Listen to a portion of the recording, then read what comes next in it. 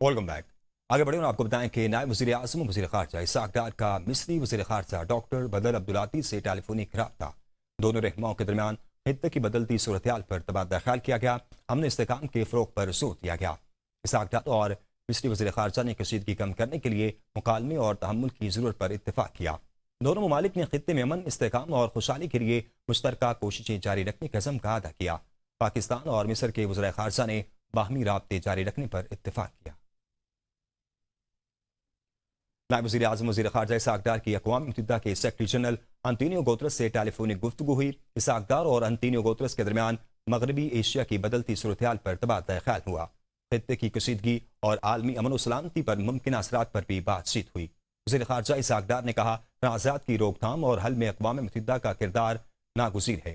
पाकिस्तान का पायदार अमन के लिए सफारतकारी और मुकालमे पर गैर मुतज़लज़ल यकीन है। इसहाक़ डार ने खित्ते में अमन व इस्तेहकाम के लिए पाकिस्तान की सफारती कोशिशों से आगाह किया। पाकिस्तान की क़यादत का आलमी सतह पर किरदार काबिल तहसीन है। ख्वाजा आसिफ के मुताबिक वज़ीर आज़म शहबाज शरीफ की सफारती कोशिशें रंग लाने लगी हैं। पाकिस्तान का मस्बत किरदार आलमी सतह पर तस्लीम किया जा रहा है। पाकिस्तान की क़यादत मौजूदा सूरत हाल में अहम किरदार अदा कर रही है। अमरीका के साथ खारजा ताल्लुकात में पाकिस्तान को माजी के मुकाबले में अब कलीदी अहमियत हासिल है। पाकिस्तान इस वक्त बैक वक्त अफगानिस्तान और भारत के साथ सरहदी तनाज़ात का सामना कर रहा है। मुल्क में राइज हाइब्रिड निज़ाम खारजा महाज पर बेहतरीन नताइज और कौमी इस्तेहकाम फराहम कर रहा है। हालिया सिफारती कोशिशों का मुवाजना गुज़िश्ता 78 साल तारीख के किसी भी दौर से नहीं किया जा सकता। मोदी की फॉरेन पॉलिसी पर भारत में सवालात उठने लगे हैं। भारत का बयानिया आलमी सतह पर दबाव का शिकार है। आईनी, कानूनी और जमहूरी रास्ते अपना लिए, अब हमारे पास डी चौक का रास्ता बचता है। वज़ीर आला खैबर पख्तूनख्वा सुहेल खान आफरीदी का खिताब। कहा, वफाकी हुकूमत को लेटर लिखे, स्पीकर को खत लिखे, यही दरख्वास्त की कि मुझे मेरे लीडर से मुलाकात की इजाज़त दी जाए, मगर ये लोग PTI के हर कारकुन के साथ जुल्म कर रहे हैं। अगर ऐसे गैर कानूनी और फस्तायत का रास्ता होगा तो हमारे पास डी चौक का रास्ता बचता है। पुरअमन एहतजाज का आइन और कानून मुझे हक देता है। एक घड़ी आइनी और कानूनी तौर पर रखी और दूसरी तरफ गाड़ी चोर को छोड़ दिया गया। चोरों के टोलों को हम पर मुसल्लत किया गया। हमारे पास इनकलाब का रास्ता बचता है। पहले दिन कहा, एहतजाजी सियासत का चैंपियन हूं। वफाकी वज़ीर ख़ज़ाना मोहम्मद औरंगज़ेब की ज़ेर सदारत पेट्रोलियम मसनूआत और सब्सिडी इस्लाहात पर मुशावरती इजलास हुआ। पेट्रोलियम डिवीजन ने मुल्क में ईंधन की दस्तयाबी की मौजूदा सूरत हाल पर ब्रीफिंग दी, जिसमें बताया गया कि पूरे मुल्क में फराहमी मुस्तहकम और मुनासिब है। सूबाई क़यादत ने सब्सिडी मैकेनिज़्म और पॉलिसी के इख्तियारात पर अपने ख़यालात का इज़हार किया।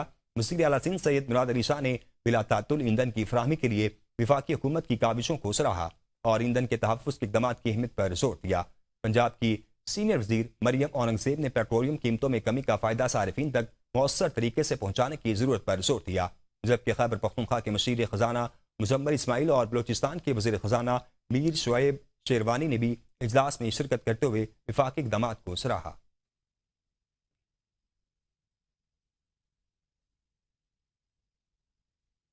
ईरानी जंग के असरात आबनाए हुर्मज़ बंद होने से LPG की तरसील बंद, घरेलू इस्तेमाल का सिलेंडर महंगा हो गया। इदारे शुमारियात ने महंगाई के हवाले से हफ्तावार रिपोर्ट जारी कर दी है। गुज़िश्ता हफ्ते के दौरान मुल्क में 23 अशिया ज़रूरिया की कीमतों में इजाफा रिकॉर्ड किया गया। एक हफ्ते के दौरान घरेलू इस्तेमाल का सिलेंडर 551 रुपये 62 पैसे महंगा हुआ। प्याज की कीमत में 3 रुपये 68 पैसे फ़ी किलो इजाफा। टमाटर 4 रुपये 69 पैसे फ़ी किलो महंगे हो गए। मुर्गी का गोश्त 94 रुपये 99 पैसे फ़ी किलो महंगा हुआ। अंडे की फ़ी दर्जन कीमत में 45 रुपये 94 पैसे इजाफा रिकॉर्ड किया गया। लहसुन की कीमत में 92 रुपये 18 पैसे फ़ी किलो इजाफा हुआ। गोश्त, चने, माश और मसूर की दालें भी महंगी होने वाली अशिया में शामिल हैं। सरसों का तेल और खाने का घी भी महंगे हुए हैं।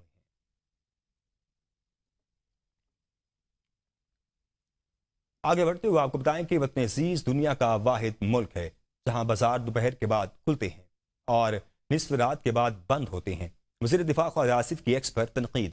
कहा, कई दफ़ा हर सतह पर यह मसला उठाया है, मगर ताजर हजरात की ताकत के सामने हुकूमतें लाचार हैं।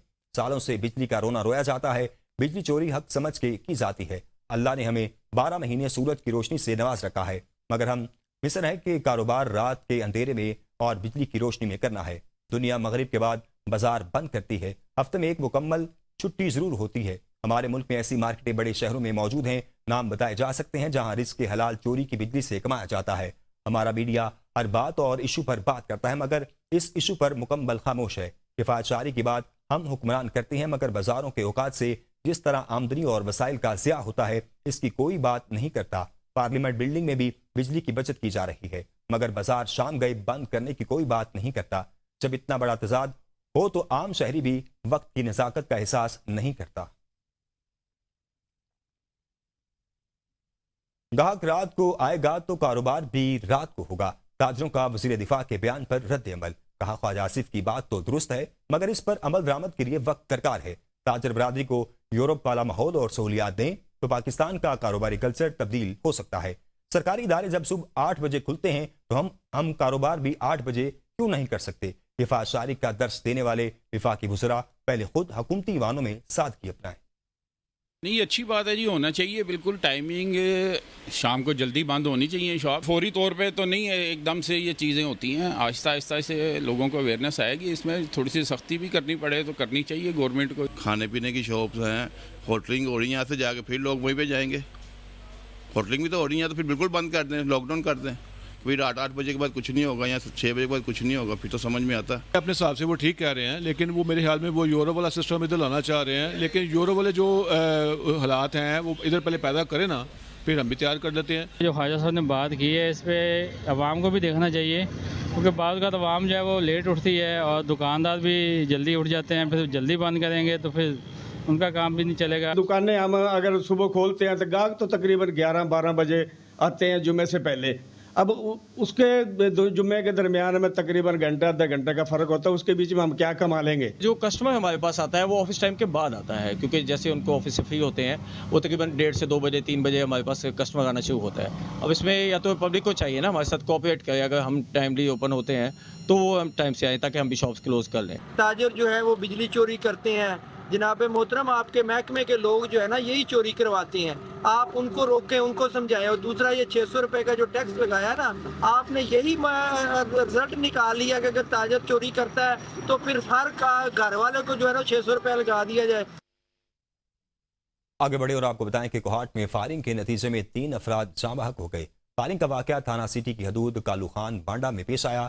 ڈی پی او کوہاٹ نے جائے وقوع پر پہنچ کر ملزمان کی گرفتاری اور شواہد اکٹھے کرنے کے لیے خصوصی ٹیمیں تشکیل دینے کی ہدایت جاری کر دی ہیں۔ مقامی پولیس کی بھاری نفری بھی موقع پر پہنچ گئی اور علاقے کو گھیرے میں لے کر سرچ آپریشن شروع کر دیا گیا۔ سرگودا میں لا چیمبرز میں وکیل قتل، تھانہ کینٹ کی حدود میں افسوسناک واقعہ پیش آیا۔ اہل خانہ کی تلاش پر عامر لطیف ایڈوکیٹ کی لاش لا چیمبر کے اوپر قبرے سے ملی۔ ڈی پی او سرگودا کا فوری notice A S P city سے رپورٹ طلب کر لی ہے۔ تحقیقات کا آغاز کر دیا گیا۔ Doctor Fazila Abbasi money laundering case کی مزید تفصیلات سامنے آ گئی ہیں۔ دستاویزات کے مطابق فضیلہ عباسی نے والدہ سابق ایم این اے نسیم چودھری اور بھائی حمزہ عباسی کے ساتھ جوائنٹ اکاؤنٹ کھلوا رکھے تھے۔ فضیلہ عباسی نے اپنی والدہ نسیم چودھری اور بھائی حمزہ عباسی کے ساتھ جوائنٹ اکاؤنٹ سے ٹرانزیکشنز کی ہیں۔ لاکھوں ڈالرز اور درہم بیرون ملک منتقل کیے گئے اور ایف بی آر کو پتہ بھی نہ چلا۔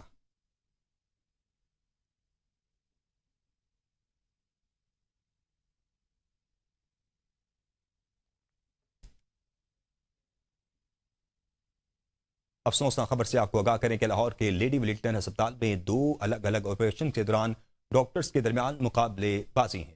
ڈاکٹرز کی جلد بازی سے مریضوں کی زندگیاں داؤ پر لگ گئی ہیں۔ سخت پابندی کے باوجود ڈاکٹرز نے ویڈیو بھی بنا ڈالی۔ Video A B N news نے حاصل کر لی۔ آپ کو بتائیں کہ صوبائی وزیر صحت نے لیڈی ولنگٹن ہسپتال لاہور میں ڈاکٹر کے ویڈیو بنانے کا نوٹس لے لیا ہے۔ سیکرٹری صحت عصمت محمود کی ہدایت پر تحقیقات کے لیے خصوصی کمیٹی تشکیل دے دی گئی ہے۔ صوبائی وزیر خواجہ سلمان رفیق نے کہا کہ ڈاکٹرز کی جانب سے بنائی گئی ویڈیو پرانی ہے، ذمہ داران کے خلاف سخت ممکنہ کارروائی عمل میں لائی جائے گی۔ اخلاقی مجرمانہ غفلت پر ذمہ داران کے خلاف سخت ایکشن لیا جائے گا۔ نیوز اسٹوڈیو سے فی الوقت اتنا ہی۔ مزید خبروں سے باخبر رہنے کے لیے دیکھتے رہیے ABN نیوز قوم کی سوچ۔